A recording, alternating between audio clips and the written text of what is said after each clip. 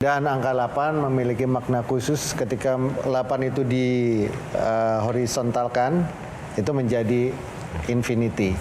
Jadi sesuatu yang kita harapkan akan terus menerus dan akan Padi Reborn akan selalu menjadi musik yang jadi konsumsi buat Sobat Padi untuk seterusnya. Seperti yang Ari pernah bilang tadi, 8 itu kan sewindu ya. Jadi memang ada satu masa tertentu yang menjadi sebuah semangat atau jadi sebuah pertanda kita, momen kita. Nah, angka 8 kan infinity, jadi konsep panggung kita adalah 360 juga. 360 artian jadi memang tidak akan ada akhirnya, tidak akan ada ujungnya. Dari berdiri sini kita bisa pindah ke sana, bisa saya dari ketemu seluruh sisi bisa. Baik dari kami yang di panggungnya maupun dari penonton bisa menonton dari seluruh sisi. Terus selalu juga di konsep dari panggung itu semuanya serba audio visualnya menjadi satu, selalu akan ada hidrolik efeknya, di mana kita bisa bermain-main di situ, bisa Ari bisa naik ke atas, kami di bawah atau mungkin sebaliknya seperti itu. Jadi konsep itu yang memang belum pernah ada dan sangat spektakuler banget. Lalu juga ada lightingnya yang kita bisa naik turun seperti kayak konser-konser di luar lah. Jadi memang ini sesuatu yang jadi PR kita semua, baik dari tim produksi, baik dari kru, baik dari kita juga, karena ini ada satu proses teknis yang memang harus membutuhkan satu penanganan yang khusus, yang harus cermat untuk membuat konser ini. Selain teknis, ada kolaborasi gitu nggak dengan musik lain? Kita ada 2 bintang tamu, ada Sal Priadi sama Fanny Sugi, yang nanti mereka akan menyanyikan lagu mereka sendiri dan juga lagu kita. Gitu. Ada pertimbangan memilih siapa yang berkolaborasi dengan Padik dan kenapa memilih? Ya, pertimbangannya memang kita seperti Sal Priadi, memang kita tahu kita menyukai karyanya, Padi menyukai karya-karyanya Sal Priadi, dan Sal pun juga menyukai Padi. Dia menyukai lagu-lagu Padi, mungkin dia tumbuh dengan lagu-lagu itu. Jadi benar-benar kayak seperti kolaborasi yang baru, karena kita belum pernah kolaborasi dengan Sal Priadi.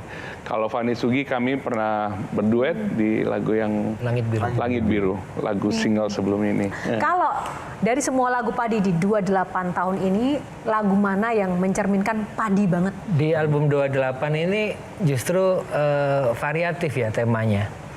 Ada yang patah hati tetap ada yang kehilangan, ada yang lucu juga. Ada yang lucu juga, ada yang jatuh cinta juga. Tentang rap juga ada. Ada tentang sosial juga ada. Kayak kemarin ketika kita merilis single Ego itu, orang pasti akan berpikir bahwa nanti musiknya Padi akan seperti itu semua. Padahal nanti kenyataannya enggak. Musik Padi nanti di album 28 ini akan sangat bervariasi dari sisi tema, baik dari sisi musiknya juga. Sekarang era AI gitu. Saya nggak kebayang sih gimana teman-teman Padi gitu ya, tiba-tiba mendengar lagu, vokalnya sama kayak Mas Fadli, tapi bukan Mas Fadli yang nyanyikan, gitarnya sama dengan Mas Tiu. Ini sekarang AI ini jadi salah satu lompatan peradaban yang sangat luar biasa. Dan masalahnya adalah label-label besar ya kita harus bisa bilang ini gitu, ada di media manapun gitu ya. Label-label besar sudah bekerja sama dengan AI gitu, dengan perusahaan AI yang pembuat musik. Nah, aku pengen tahu sih sebagai band yang cukup lama gitu ya di industri, apa pandangan teman-teman Padi tentang AI? Pernah iseng-iseng nyoba nggak, Mas? Pernah iseng-iseng nyoba gitu kayak, coba deh, bagus nggak ya? Sama nggak ya suaranya? Silakan. Kembali lagi bahwa kita tidak bisa melawan teknologi, lalu kita menentang teknologi, tapi kita harus berusaha untuk bagaimana kita beradapt dengan teknologi tersebut. Dan teknologi selalu, saya rasa teknologi itu muncul dan ditemukan, di-invent oleh orang untuk mempermudah pekerjaan. Sama seperti juga di dunia musik juga, ketika AI ini digunakan untuk menjadi sebuah tools, itu membuat semua orang akan menjadikan itu jadi sebuah alat untuk mempermudah pekerjaan mereka. Jadi mungkin mereka ada ide lagu, tapi mungkin butuh waktu cepat untuk ngasih ke agensi mungkin untuk bikin lagu gitu. Mereka bikin dengan konsep AI, dengan masukan promptnya segala macam, mungkin akan cepat. Dan itu yang memang dibutuhkan, teknologi juga akan mempercepat industri juga gitu.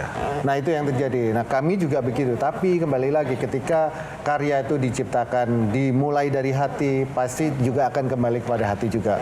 Kalau kita udah mulainya dari teknologi ya nanti akan ketemunya dengan teknologi, ketemunya dengan algoritma, ketemunya dengan engagement dan segala macam itu. Nah, kalau kami Padi menyadari bahwa itu bukan sesuatu yang kita harus lawan lalu kita anti terhadap itu, tapi kita menyiasati itu, menyikapi itu sebagai sebuah, itu adalah perkembangan dari teknologi. Keniscayaannya.